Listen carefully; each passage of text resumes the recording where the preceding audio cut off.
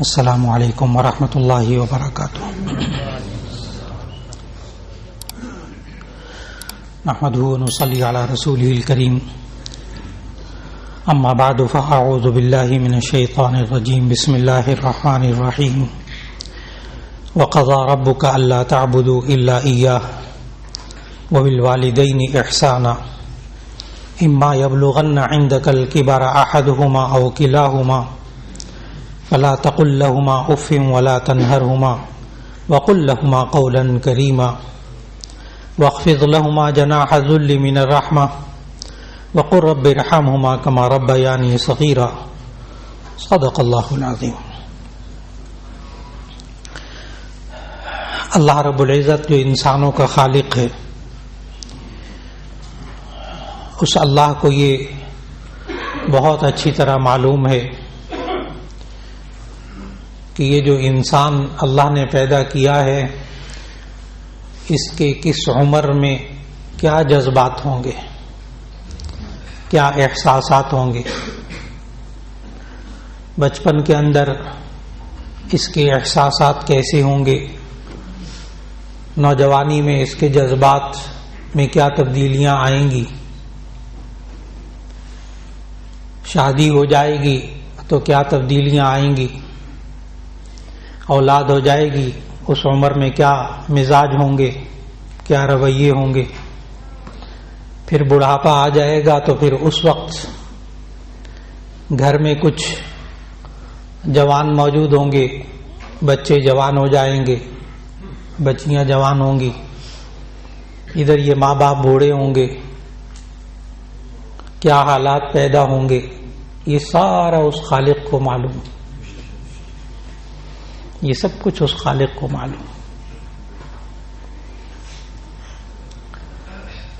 ہماری سوچ کبھی بھی وہاں تک نہیں پہنچ سکتی جہاں تک اللہ کا علم ہے. اس لیے انسان کو اپنے گھر کے مسائل، خاص طور پر نوجوان بچوں اور بچیوں کے مسائل کو اپنی سوچ سے حل کرنے کے بجائے اگر یہی انسان ان مسائل کو اللہ اور اس کے رسول صلی اللہ علیہ وسلم کی رہنمائی میں حل کر لے، یہی برکت والے، یہی سکون والے حالات ہو جائیں گے.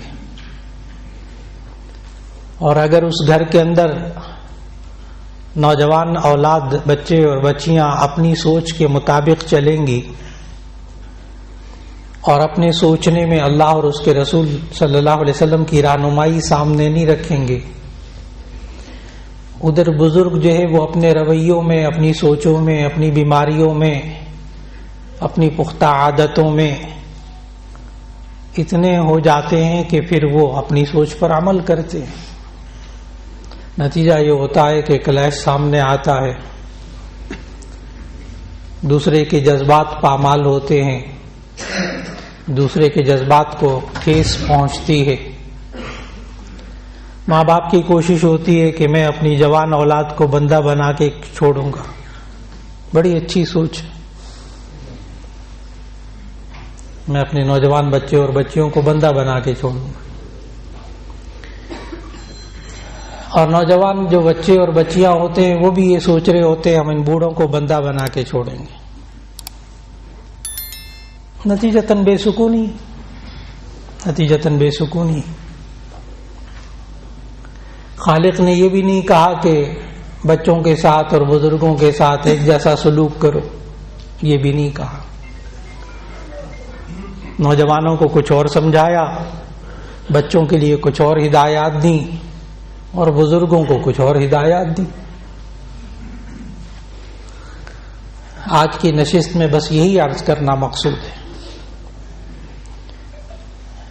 کہ اگر گھر میں ایسے حالات محسوس ہوں تو کس کی کیا ذمہ داریاں ہیں، اس کو کیا کرنا چاہیے، کس طرح وہ ان مسائل کو حل کرے. ابھی سورہ بنی اسرائیل کی آیت نمبر 22 اور 23 کی اللہ نے تلاوت کی توفیق عطا فرمائی اور اس میں اللہ تعالیٰ نے وہ اصول بتائے. اور یہ سورہ بنی اسرائیل 15واں پارہ. جب ضرورت محسوس ہو، گھر کے حالات میں بے چینی آنے لگے، ان 2 آیتوں کو پڑھیے، اس کا ترجمہ پڑھیے. اس میں جو خالق نے اصول بتائے ہیں، بس یہ ذہن میں رکھنا ہے، خالق نے بتائے، اس کے علاوہ کوئی چارہ کار نہیں ہے. جو خالق نے اصول بتائے ہیں ان 2 آیتوں میں، ان پر یہ انسان عمل کرنا شروع کر دے اور اس کی باقاعدہ تربیت کرے شروع سے. یہ 2 آیتیں پڑھ لیں اور گھر میں سکون ہو گیا، ایسا نہیں ہوگا. 2 آیتیں پڑھ لی، اس سے سکون ہو گیا. اللہ چاہے سکون پیدا کر دے. اللہ کے کلام میں بڑی برکت ہے، اللہ کے کلام میں بڑی برکت ہے، لیکن اللہ نے ضابطہ یہ نہیں رکھا. اللہ کہتا ہے اس پر عمل کرنا پڑے گا. اور وہ اللہ تعالیٰ نے ان 2 آیتوں میں بڑے اہم اصول بتائے. اور جب آیتوں کا آپ ترجمہ سنیں گے اور ترجمہ پڑھیں گے آپ خود بھی، تو اندازہ ہوگا کہ یہ بچوں کے بارے میں نہیں ہے. یہ آیت ہے، یہ چھوٹے بچوں کے بارے میں نہیں، یہ نوجوان بچوں کے بارے میں. آیت کا جو طرز کلام ہے اس سے معلوم ہو جائے گا کہ یہ نوجوان بچے اور بچیوں کے لیے. وَقَضَىٰ رَبُّكَ أَلَّا تَعْبُدُوا إِلَّا إِيَّاهُ، آپ کے رب نے یہ فیصلہ کیا ہے کہ آپ صرف اللہ کی عبادت کریں. سب سے پہلے تو گھر کے اندر یہ فضا بنانی پڑے گی کہ رب کی مان کر چلنا ہے. اگر یہ فضا نہ بنائی تو آپ لاکھ ہدایتیں دیتے رہیں، جب اس کے اندر رب کی قدر نہیں، رب کا احساس نہیں، رب کے کلام کی اہمیت نہیں، وہ کیا سنے گا؟ وہ نہیں سنتا.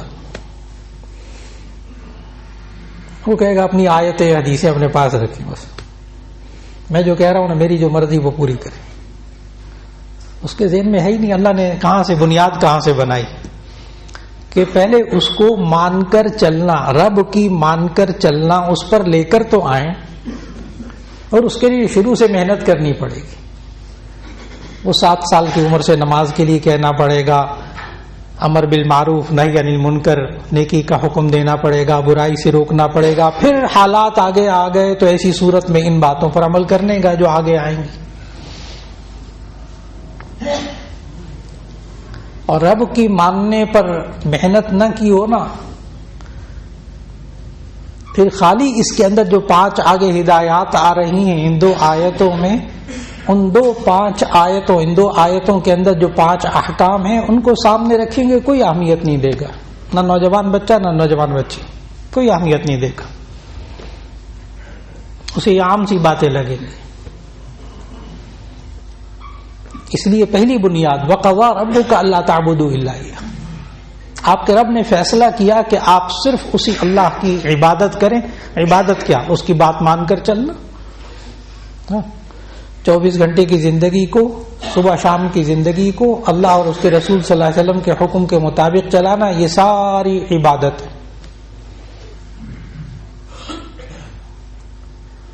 اور پھر فرمایا وَبِالْوَالِدَيْنِ إِحْسَانًا، ماں باپ کے ساتھ اچھا سلوک کرنا.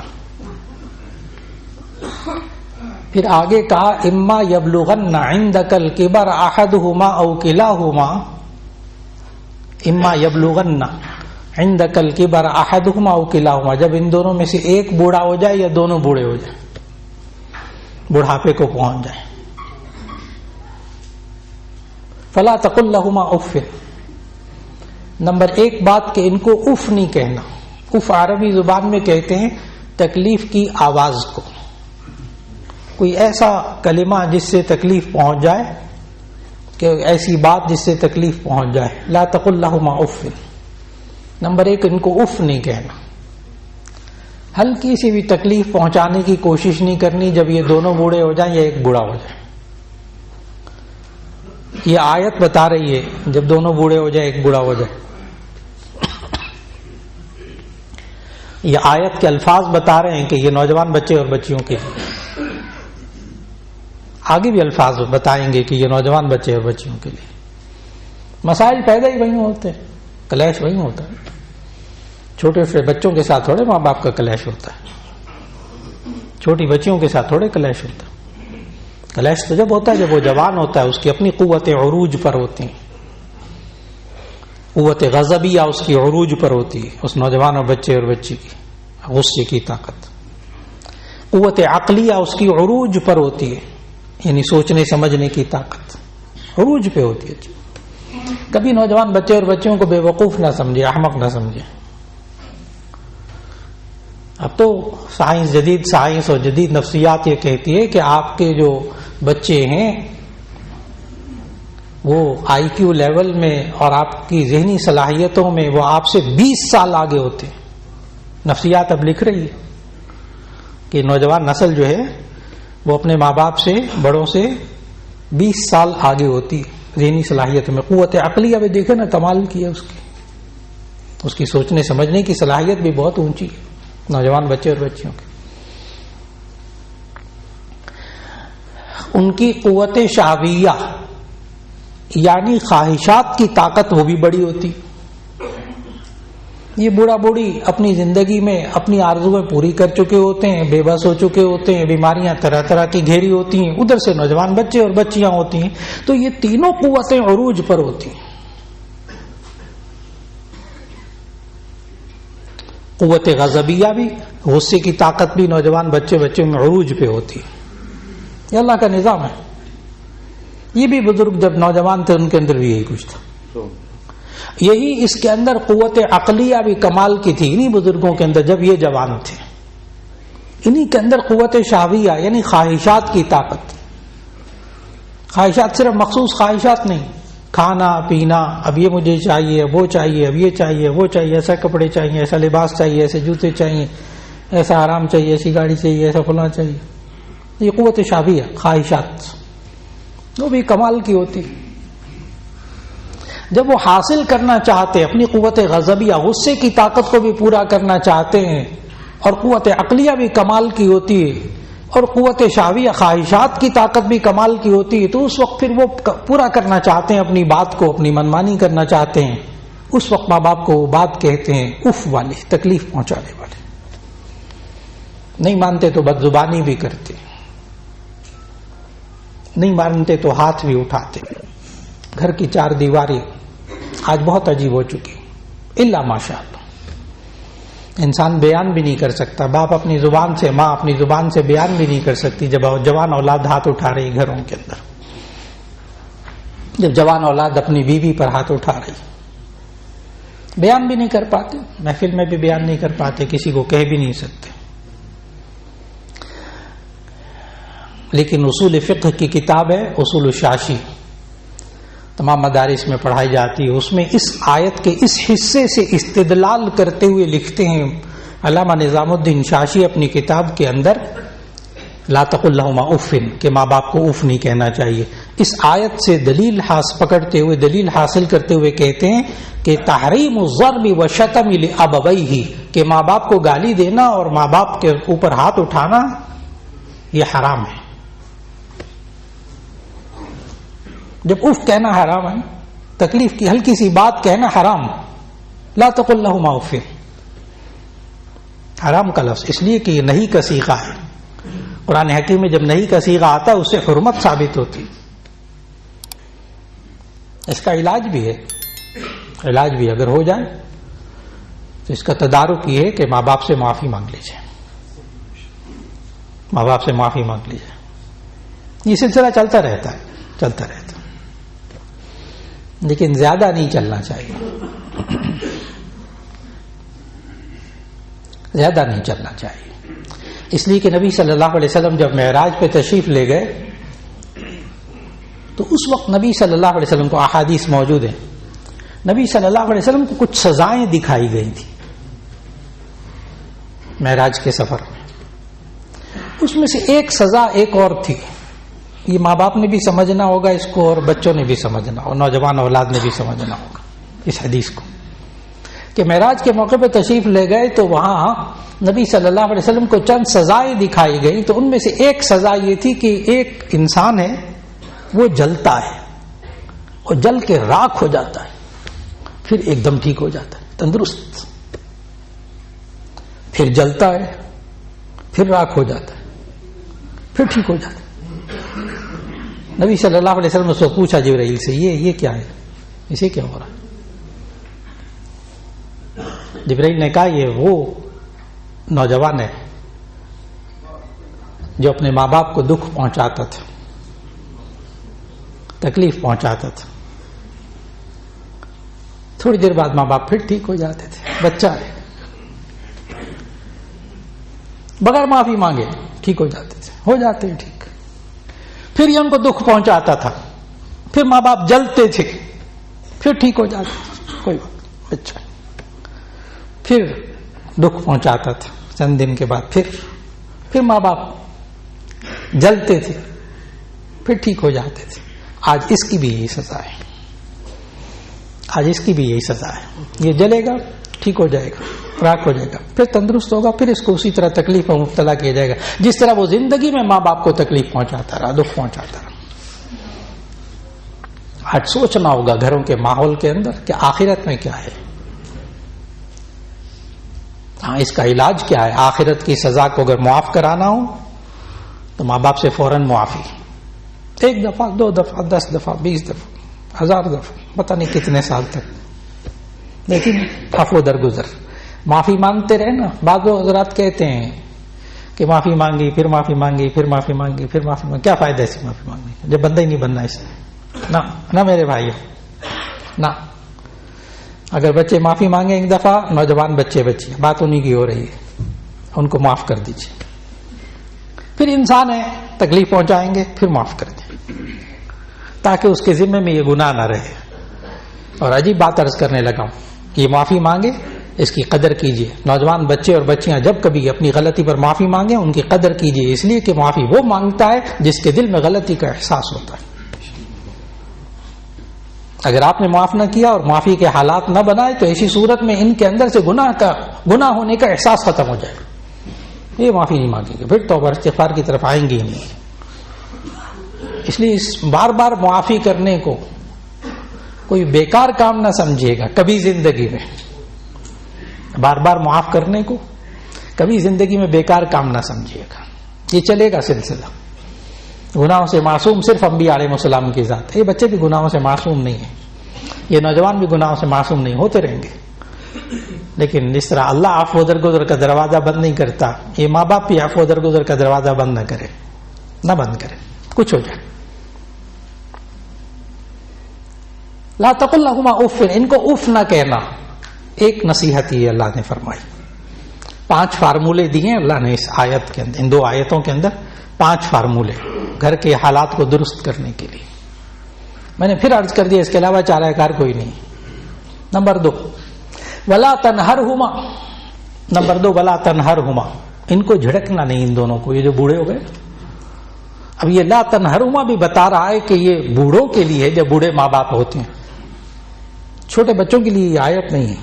چھوٹے بچے ذرا سا جھڑکنے کی کوشش کریں گے, ایک ماریں گے وہاں جا کے گرے گا, آئندہ ضرورت نہیں ہوگی.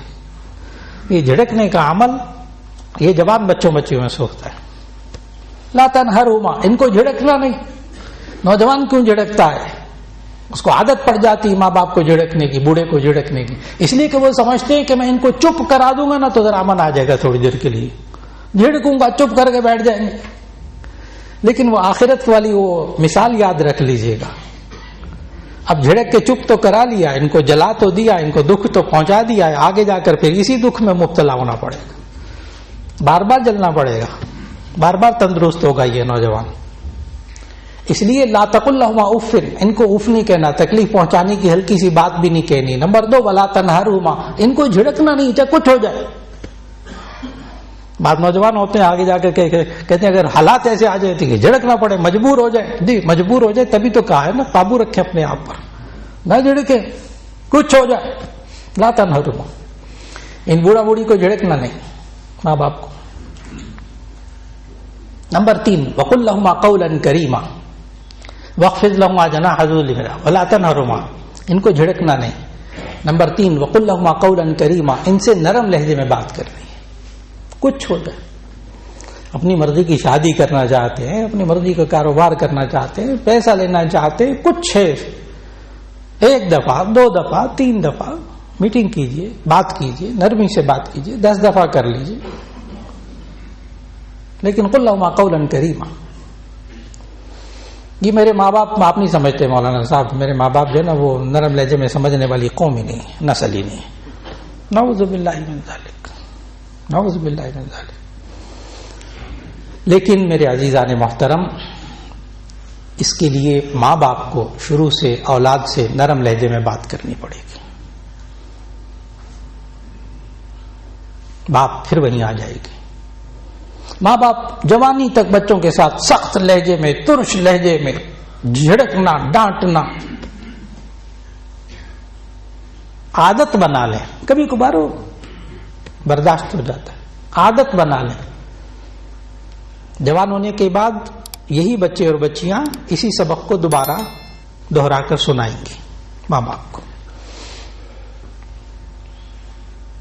ماہر نفسیات کے پاس ایک نوجوان بچے کو لے گئے، بھی بالکل جوان ہو ہی رہا تھا، ابھی 11 سال 12 سال، ابھی نو عمری 13 سال کی عمر تھی. تو وہ ماں لے کر گئی ماہر نفسیات کے پاس اور جا کر کہا یہ چیختا بہت ہے، چیخ کر بات کرتا ہے، جب بات کرتا ہے چیخ کر کرتا ہے، اس کا کوئی علاج کرے. جب بات کرتا ہے 12-13 سال کا بچہ تو یہ چیخ کر بات کرتا ہے. ماہر نفسیات نے وہ بچے کو تھوڑی دیر کے لیے باہر بٹھایا اور کہا بیٹا ذرا باہر جاؤ، اور ماں سے کہا اس کی کہ آپ اصل میں چیخ کر باتیں کرتی رہی اب تک. آج بچے کو بھی یہی سمجھ میں آ گیا کہ بات اگر کسی کو منوانی ہو تو اس طرح بنوائی جاتی، چیخ کر بات کی جاتی. آپ چیخنا بند کرتے ہیں، یہ بھی بند کر دیتے. آپ شوہر پر چیختی ہیں، بچوں پر چیختی ہیں، اونچی آواز سے اور ڈانٹو فلاں، سر اٹھایا ہوتا ہے پورے گھر کو. اب یہ بھی وہی سننا پڑے گا آپ کو. اس کی تربیت ہوئی ہے باقاعدہ کہ چیخ کر بات کرو. اور اگر شروع میں پہلی دفعہ چیخ کر بات کرے اور اس کو سمجھا دیا جائے اچھی طرح، جیسے شیخ سعدی رحمت اللہ علیہ نے بڑا اچھا تربیت کا نسخہ سمجھایا. اس جملے کو سمجھنا ہے فارسی میں کہ گربہ کشتن روز اول، بلی کو مارنا پہلے دن مارو، بلی کو مارنا پہلے دن مارو. ترجمہ اس کا اس نے کیا بتایا، شیخ سعدی نے پورا واقعہ کیا لکھا کہ جو بلی آئی نا تو بڑا پیار آیا اس پہ، تو اس کو دودھ بھی پلایا، اس کو پانی بھی پلایا، اس کو کوئی چیز. جب وہ آتی دودھ پلاتا، پہلے ایک دن دودھ میں منہ میں ڈالا اس نے کہا اس کو دودھ پینا، اس نے تھوڑا سا دودھ دے دیا. 1 دفعہ 2 دفعہ 10 دفعہ 20 دفعہ، آخر کار دودھ جو پینے والا پڑا ہوا تھا نا اس میں آگے بلی نے منہ مار دیا. جب منہ مار دیا اسے کھینچ کے جوتا مارا تو شیخ سعدی نے پیچھے سے کہا گربہ کشتن روزے اوپر، بلی کو مارنا تھا تو پہلے دن مارتے نا. یعنی آپ جس چیز کی عادت کو بالآخر ناپسند کرتے ہیں اس کو شروع سے ناپسند کرنا پڑے گا. اگر یہ ڈانٹنے کے عمل کو جھڑکنا، اگر اس کو ختم کرنا ہے تو پہلے خود ختم کرنا پڑے گا. ہم جھڑکتے رہے 10 سال 12 سال 14 سال 16 سال ہم جھڑکتے رہے. جواب میں یہ ہمیں نہ جھڑکے نوجوان، نہیں، ہم نے تو سکھایا اس کو یہ کہ بات منوانی ہو تو جھڑک کے منو. اس کو سوچنا ہوگا، بیٹھ کے سوچنا ہوگا. لا تنہرہما، ان کو جھڑکنا نہیں ان دونوں کو. وقل لہما قولا کریما، ان سے نرم لہجے میں بات کرنی ہے. اور چوتھا اصول واخفض لہما جناح الذل من الرحمہ، ان کے سامنے اپنے بازوؤں کو عاجزی سے جھکائے رکھنا. واخفض لہما جناح الذل من الرحمہ، ان بوڑھے بوڑھی کے سامنے اپنے بازوؤں کو عاجزی سے جھکائے رکھنا، ان کے سامنے اکڑنا نہیں. 4 اصول ہو گئے. نمبر 1 اف نہیں کہنا، تکلیف کی ہلکی سی بات بھی نہیں کہنی، کوشش جتنی ہو جائے، اور اگر غلطی ہو جائے فوراً آپ معافی، عادت بنائیے. نمبر 2 لا تنہرہما، ان کو جھڑکنا نہیں. نمبر 3 قل لہما قولا کریما، ان سے نرم لہجے میں بات کرنا. نمبر 4 ان کے سامنے اپنے بازوؤں کو عاجزی سے جھکائے رکھنا. اور 5واں اور آخری فارمولہ جو اللہ نے بتایا اس آیت کے اندر، وقل رب ارحمہما کما ربیانی صغیرا، ان زندہ ماں باپ کے لیے مرنے کے بعد سارے دعائیں کرتے ہیں، ان زندہ ماں باپ کے لیے دعائیں کیا کریں. اولاد کو کہا. اور زندہ ماں باپ کے لیے دعا کیا کرنی ہے، رب ارحمہما کما ربیانی صغیرا، اے اللہ ان دونوں پہ رحم فرما جیسے انہوں نے میں بچپن میں پالا. جب ہماری قابل رحم حالت تھی، ہم نہ اپنا بھوک بتا سکتے تھے، نہ اپنی بھوک، نہ اپنی پیاس، نہ اپنی گندگی، کچھ بھی نہیں بتا سکتے تھے، سمجھا ہی نہیں سکتے تھے۔ اس وقت یا اللہ ہماری حالت قابل رحم تھی۔ ان دونوں بوڑھا بوڑھی نے اس وقت اپنی جوانی کے اندر ہم پر رحم کھایا۔ اے اللہ اب بڑھاپا آ گیا، اب طرح طرح کی بیماریاں آ گئیں، اب یہ بے بسی اور رحم قابل رحم حالت ہے، اب تو غصے میں آتے، غصہ بھی ان کا ہم سے برداشت نہیں ہوتا، وہ یہ باتیں بھی ایسی کرتے ہیں ان کا ہم برداشت نہیں ہو رہے۔ رب ارحمہما کما ربیانی صغیرا، اے اللہ ان دونوں پہ رحم فرما جیسے انہوں نے میں بچپن میں پالا۔ جب ہم اللہ سے مانگیں گے نا کہ اللہ ان دونوں پہ رحمت فرما، تو انشاءاللہ اللہ تعالیٰ رحمت کر دے گا۔ آج کی گفتگو میں صرف اتنی التماس ہے کہ گھروں کے ماحول کو اگر پرسکون بنانا ہو تو سورہ بنی اسرائیل کی آیت نمبر 22 اور 23 کا مطالعہ کیجئے، ترجمہ کیجئے، اس پر اس نئی نسل کو لے کر آئیے، گھر بڑا پرسکون ہو جائے گا انشاءاللہ۔ وآخر دعوانا ان الحمدللہ رب العالمین۔